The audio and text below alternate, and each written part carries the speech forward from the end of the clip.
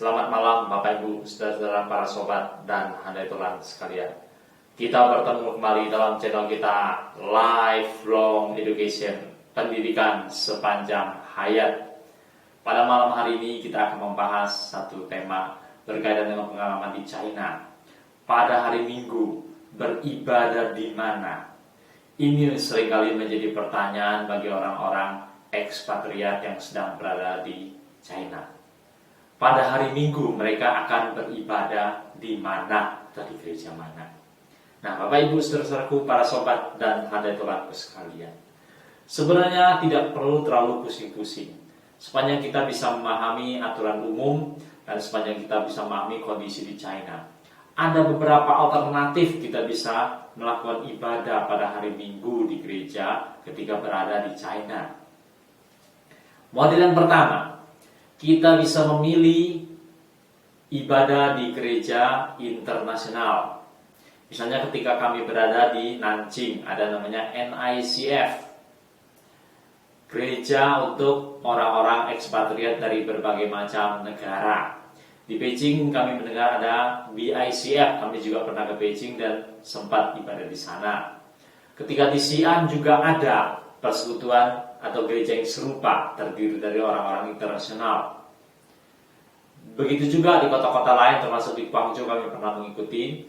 Nah, tentunya model ibadah di gereja-gereja internasional di berbagai kota di China ini tentulah menggunakan bahasa Inggris. Walaupun ekspatriat, mahasiswa, orang-orang tersebut dari berbagai macam negara, mancanegara, yang mungkin juga bahasa ibunya bukan bahasa Inggris. Jadi ada yang banyak yang bahasa Inggris juga berlepotan. Mereka berkumpul dalam ibadah bersama untuk orang-orang asing yang menggunakan bahasa pengantar bahasa Inggris.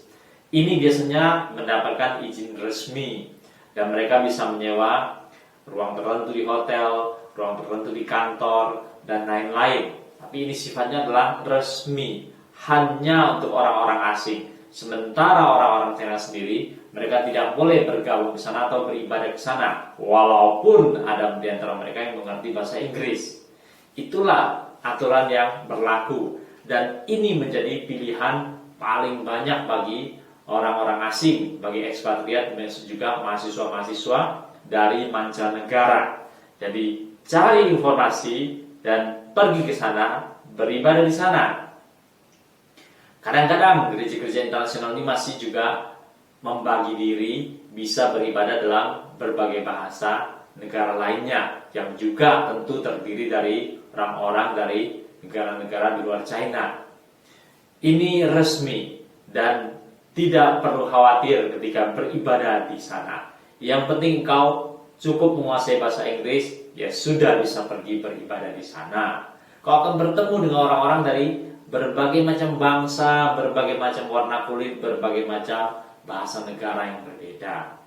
Nah, Bapak Ibu saudara-saudaraku, para sobat dan handai tulanku sekalian, seandainya tidak pilih gereja internasional, engkau juga bisa memilih yang lainnya kedua, yaitu gereja resmi di China, yang kita sering tersebut sebagai Sanjiahui, gereja Trisel.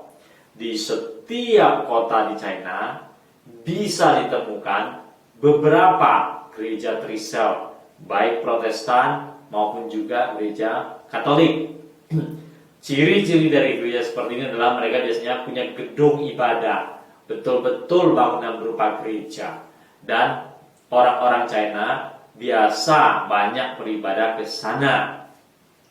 Nah, tentunya ibadah di gereja seperti ini akan menggunakan bahasa Mandarin. Kita akan bergabung dengan orang-orang China setempat. Kadang-kadang khotbahnya selain bahasa Mandarin bisa juga mengandung dialek-dialek daerah setempat. Nah, gereja seperti ini biasanya 1 bulan 1 kali akan diadakan perjamuan kudus.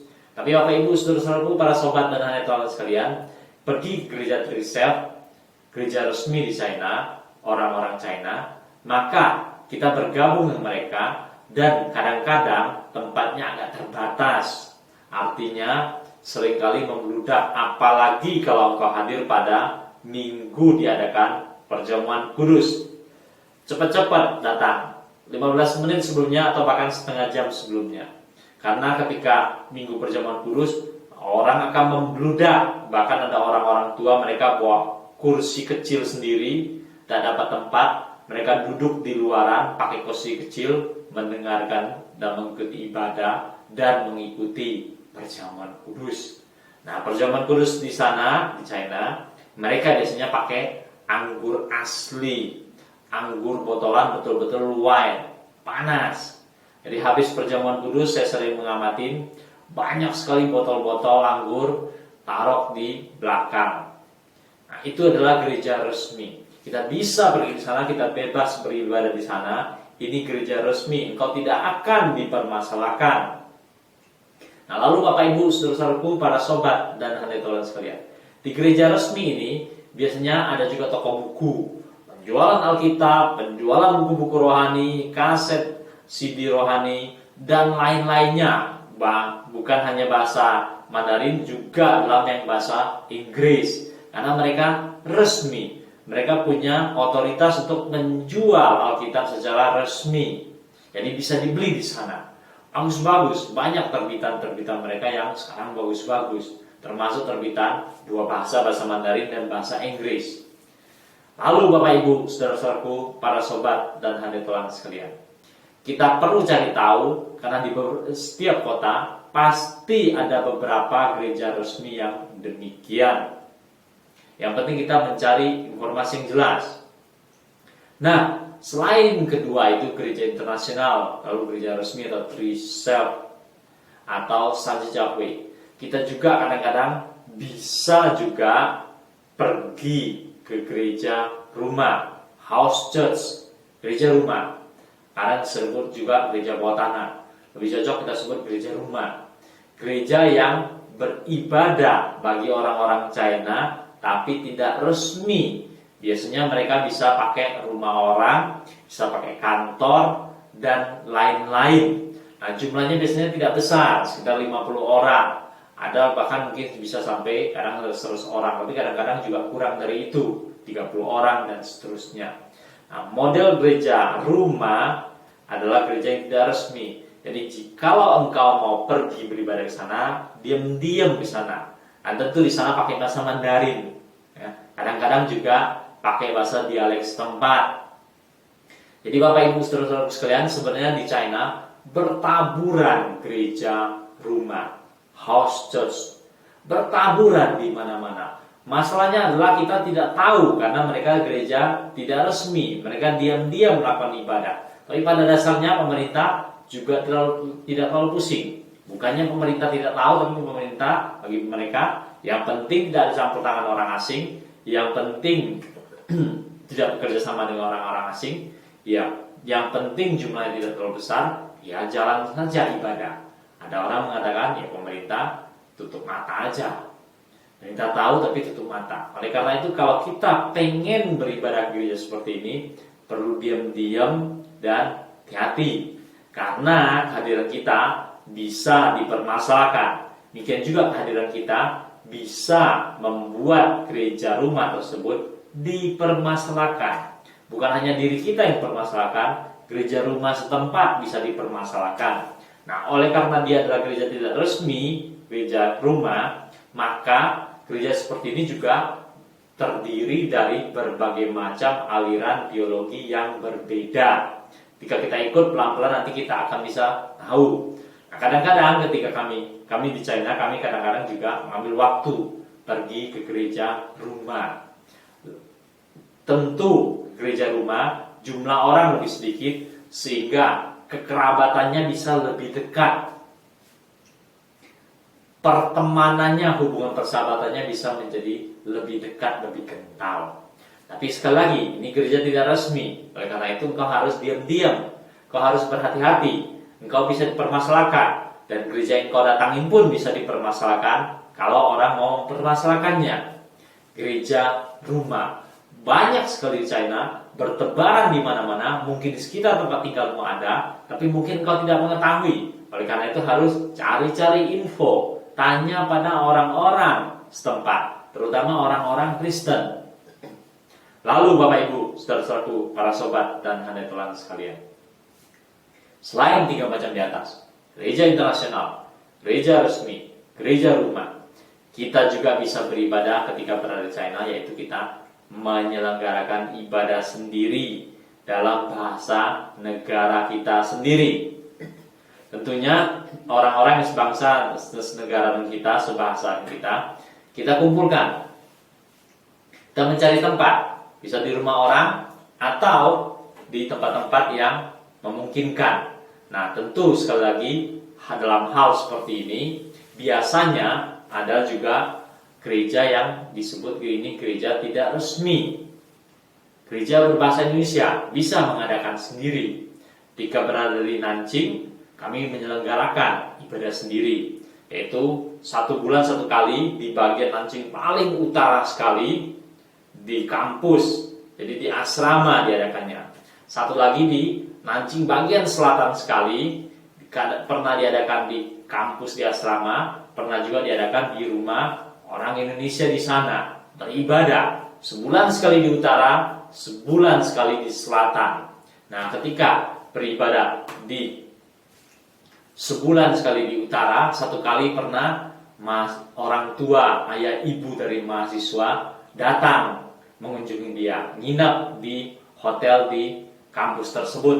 Sehingga pada hari Minggu, ayah ibu dari mahasiswa ini juga ikut bersama kami beribadah. Nah, beribadah di asrama, beribadah dalam bahasa Indonesia itu unik sekali. Dalam kamar. Jadi pada hari Minggu kamarnya diberes-beres, ada ranjang diberes-beres.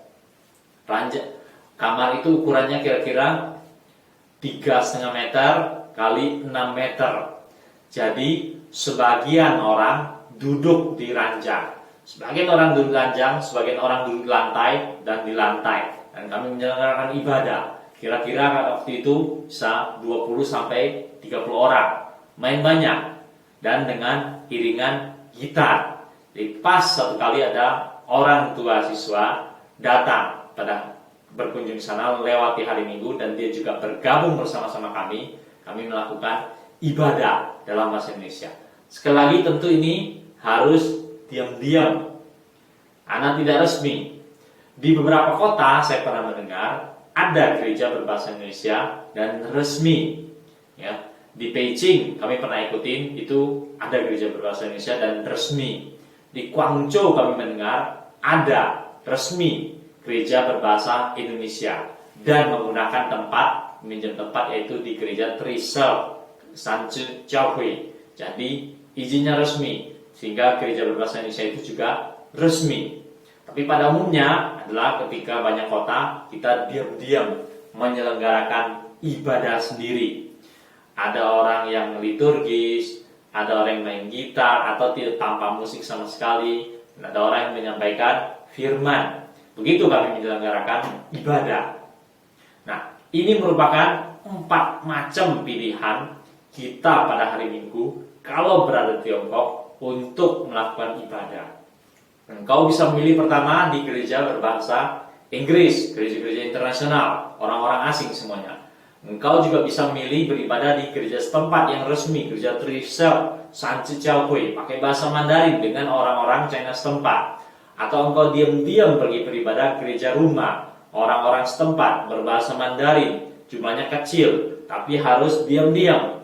Atau gereja menyelenggarakan ibadah sendiri kita, dalam bahasa negara kita sendiri. Bisa lama-lama bisa resmi, tapi banyakkan diam-diam, ya sudah menyelenggarakan ibadah. Jadi minimal engkau bisa memilih di antara itu, dan tidak perlu terlalu khawatir bahwa engkau tidak bisa beribadah pada hari Minggu di China. Yang penting engkau bisa berbahasa Inggris, bisa atau bisa berbahasa Mandarin. Ya sudah, pasti ada tempat di mana engkau bisa bergabung dan beribadah di sana. Nah, Bapak Ibu saudara-saudara sekalian, inilah pengalaman kami. Dan biar ini menjadi pelajaran berharga. Kalau engkau sedang pergi China, bekerja di sana, ataupun keluarga sanak familimu pergi sekolah sana, beritahu dia hal seperti ini, sehingga ia bisa memilih secara tepat, secara benar, baik aliran dan lain-lain, sehingga dia tidak kehilangan kesempatan untuk beribadah setiap hari Minggu. Kiranya ini menjadi berkat. Selamat malam, sampai bertemu pada tema-tema kita yang mendatang yang lebih menarik lagi.